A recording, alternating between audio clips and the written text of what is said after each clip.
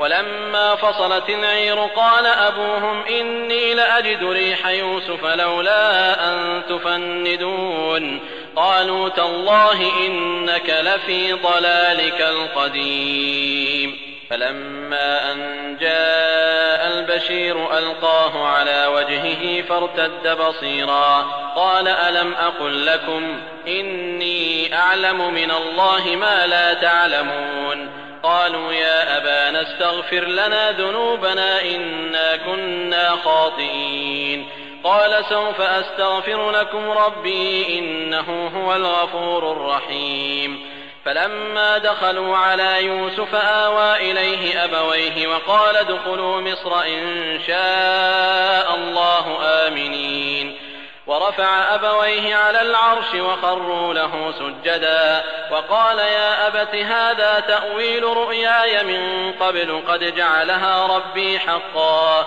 وقد أحسن بي إذ أخرجني من السجن وجاء بكم من البدو من بعد أن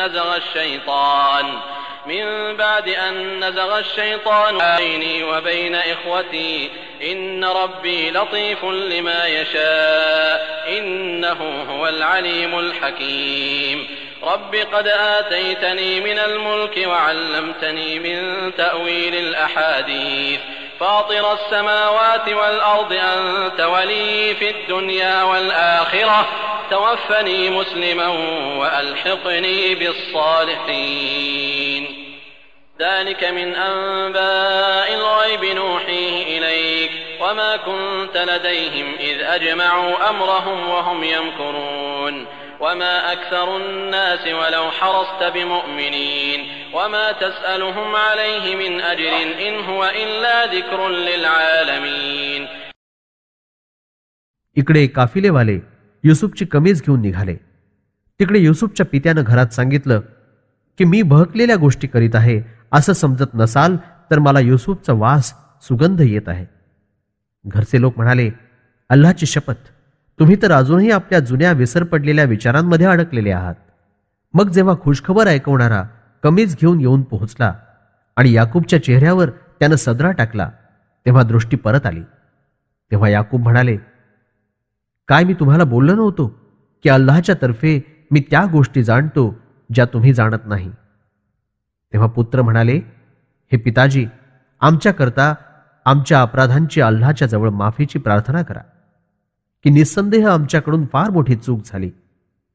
याकूब म्हणाले, होय, मी जरूर तुमच्याकरता आपल्या पालनकर्त्याजवळ माफीची प्रार्थना करीन.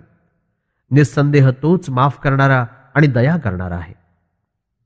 मग जेव्हा ते युसुफ जवळ पोहोचले तेव्हा त्यांनी आपल्या माता पित्याला आपल्या जवळ जागा दिली आणि सांगितलं की दाखल व्हा मिस्र देशात.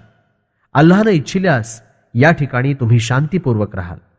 आणि युसुफ यांनी आपल्या माता पित्याला शाही तख्तावर बसवलं आणि सर्वच्या सर्व युसुफ समोर लाचारपणे सजद्यात पडले.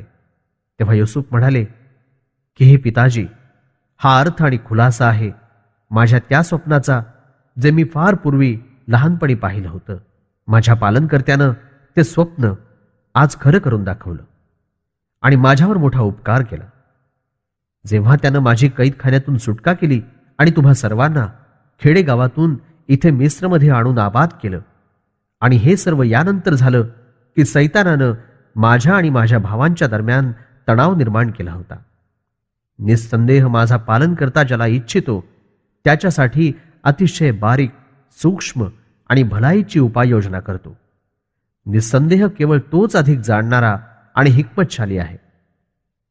युसुफ यांनी दुआ केली की हे माझ्या पालनकर्त्या, तू मला राज्यात जे काही प्रदान केलं आणि स्वप्नांच्या अर्थाचं ज्ञान दिलं यासाठी की त्याबाबतचा खुलासा जाणू शकावं, आकाश आणि जमीन निर्माण करणाऱ्या हे अल्लाह, या जगात आणि आखिरतमध्ये तूच माझा मित्र आणि मदतगार आहेस.